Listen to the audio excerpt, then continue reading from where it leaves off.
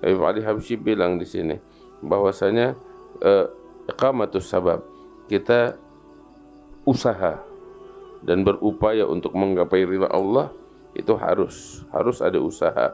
Nggak bisa kita oncang-oncang kaki terus kita dapat martabat yang tinggi di sisi Allah, kita dapat pengampunan tanpa ada upaya, dapat rahmat tanpa ada upaya. Harus kita berupaya, kita harus berusaha, kita harus beramal saleh. Ya, kita harus melakukan itu semua. Harus kita berbuat. Nah, setelah kita berbuat, hasil di tangan Allah. Allah pengen merahmati kita, alhamdulillah. Allah pengen ampuni kita, alhamdulillah. Allah pengen murkain kita, urusan Allah subhanahu wa ta'ala. Apa yang bisa kita lakukan setelah itu? Cuman tugas kita adalah menghamba kepada Allah dengan sebenar-benarnya penghambaan, mengabdi kepadanya dengan sebenar-benarnya pengabdian. Itu tugas antara kita dengan Tuhan, dengan Allah subhanahu wa ta'ala. Nggak ada lagi yang lain. Ya, itu tugas kita kepada Allah subhanahu wa ta'ala, berusaha dan berupaya. Selebihnya kita menserahkan semuanya kepada Allah ta'ala. Orang tuh ketika dia berusaha, dia sholat, dia puasa, dia membaca Al-Quran, dia berzikir, setelah itu dia meminta kepada Allah agar dia terima persembahannya, agar diterima amal ibadahnya, agar diberikan taufik oleh Allah subhanahu wa ta'ala, agar bisa terus berusaha di dalam beribadah kepada Allah ta'ala. Allah kalau kabulin doanya bakal digerakkan terus, diberikan kemudahan oleh Allah ta'ala. Dan kalau Allah udah terima dari seorang hamba walaupun sedikit, bakal dilipat gandakan oleh Allah dengan lipat ganda yang sangat banyak sekali. Tetapi Allah kalau udah murka sama hamba, hitung-hitungan sama hamba, waduh, sekalipun dia beramal kepada Allah Ta'ala dengan amalan malaikat, dengan amalan seluruh penduduk langit dan bumi di dalam ibadah, amalan dia nggak bakal membawa dia kepada apapun, nggak bakal menyampaikan dia kepada apapun. Yang ada hanyalah kehancuran dan kebinasaan terhadap dirinya, na'udzubillah. Maka itu nggak ada yang lebih baik daripada kita berusaha dan bertumpu kepada Allah subhanahu wa ta'ala, berharap kepada ridha Allah subhanahu wa ta'ala. Baginda Nabi sallallahu alaihi wasallam itu pernah mengatakan, lan yadkhulal jannata ahadun bi'amalihi, qila wala anta ya Rasulullah, wala ana illa an yataqammadini Allahu birahmatin min indih. Nabi sallallahu alaihi wasallam bilang, enggak ada seorang pun yang masuk surga dengan amal ibadahnya sama sekali. Sekalipun itu engkau ya Rasulullah, sekalipun saya, kata Nabi Muhammad sallallahu alaihi wasallam. Akan tetapi kalau bukan karena rahmat Allah yang meliput saya enggak bakal bisa masuk surga. Yang diberikan oleh Allah Ta'ala adalah anugerahnya, karunianya, rahmatnya kepada saya, kata Nabi Muhammad sallallahu alaihi wasallam. Oleh karena itu Habib Ali Habsyi bilang di sini, Allah Subhanahu wa Ta'ala nggak perlu sama amal perbuatan kita. Amal perbuatan kita kembali kepada kita. Kalau kita bikin baik, kita bakal dapetin pahala dari amal perbuatan kita di negeri akhirat. Kalau kita bikin hal-hal yang enggak baik, yang buruk, kita bakal dapetin hukuman dari Allah Subhanahu wa ta'ala atas segala apa yang kita lakukan. Adapun Allah Maha Kaya, enggak perlu sama amal perbuatan kita. Maksiat kita enggak bakal merugikannya, ya, dan taatnya kita enggak bakal menguntungkannya. Ini semua kembali kepada kita sekalian. Maksiat bakal merugikan kita dan ketaatan akan membawa manfaat bakal kita sekalian. Karena itu, ambil kesempatan dari hidup kita yang sesaat ini. Semoga Allah Ta'ala mumpung masih memberikan kepada kita umur, memberikan kepada kita sehat dan kehidupan, dan kita masih bisa berbuat, maka berusahalah sebaik-baiknya untuk beramal, untuk berbuat. Adapun di negeri akhirat hanya apa namanya, ganjaran dari Allah atas kebaikan maupun keburukan. Dari sejak seseorang tuh ruhnya berpisah dari jasadnya, maka saat itu akan nampak kepadanya segala apa yang selama ini dia lakukan dan dia perbuat, kebaikan atau keburukan. Saat itu dia akan menyadari ternyata selama ini dia tertipu, ternyata selama ini dia lalai kepada Allah Subhanahu wa ta'ala. Mudah-mudahan Allah jadikan anugerahnya, karunianya bakal kita di negeri akhirat, anugerah orang-orang yang diridhai oleh Allah Subhanahu wa ta'ala.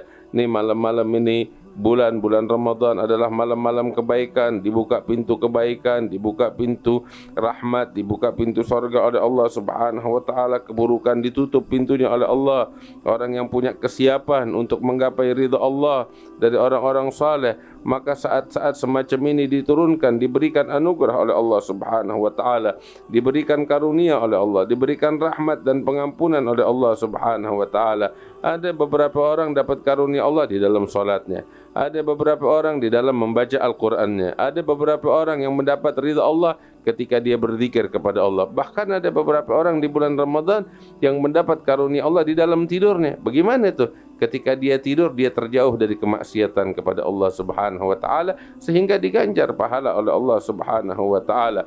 Orang yang di hatinya itu bersih dari segala keburukan, dari segala penyakit, dia tidur dengan tidurnya, dengan hati yang bersih, dengan dia udah memaafkan orang-orang, dia tidur dengan menjalankan sunnah, dia tidur dengan menjauhkan kemaksiatan, dia bisa menggapai martabat yang tinggi di sisi Allah dalam tidurnya itu. Dengan tidurnya itu, apa yang nggak bisa digapai oleh orang yang sholat malam, katanya Habib Ali Habsyi. Orang kadang sholat malam dia berbangga diri, orang kadang sholat malam dia sombong, dia ujub, dia riya. Sedangkan ini tidur dia merasa sedih dengan dengan dirinya yang tidur nggak bangun malam.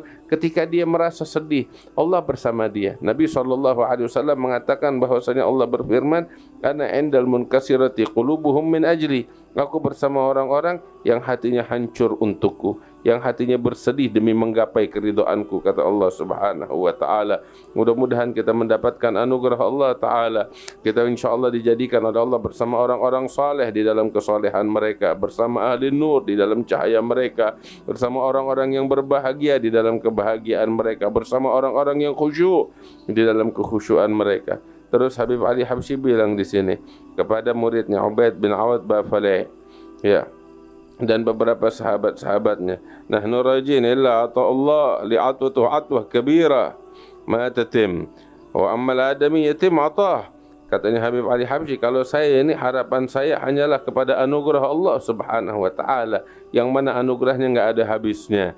Kalau berharap sama manusia, sekalipun manusia memberi, ada batasnya pemberian manusia. Sebesar apapun yang manusia berikan, terbatas dan kecil dibanding dengan anugerah Allah Subhanahu wa taala. Terus Habib Ali bilang, "Kullu man yantasib li al-yawm fi khair kathir wa ashabi kulluhum ma hum darin bi dhiq wa la yashkun min sa'ir wa la min ghairihi arzaquhum yasuquhu Allah ilaihim min haitsu la yahtasibun wa amma ghairuhum fi dhiq kabir wa la ta'arud ahad illa huwa yashtaki min al-waqt wa hum wa fiham kabir."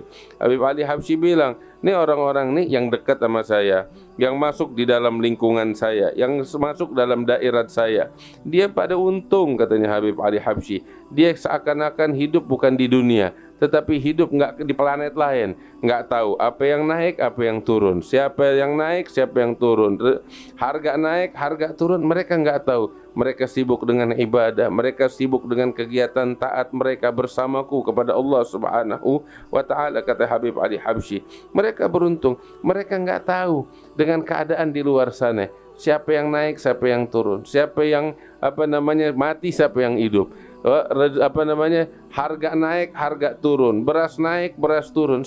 Orang-orang yang bersama saya nggak pusing sama begituan, nggak tahu tentang begituan. Kenapa? Mereka fokus dengan penghambaan mereka kepada Allah. Mereka fokus dengan langit, mereka fokus dengan akhirat, kata Habib Ali Habsyi.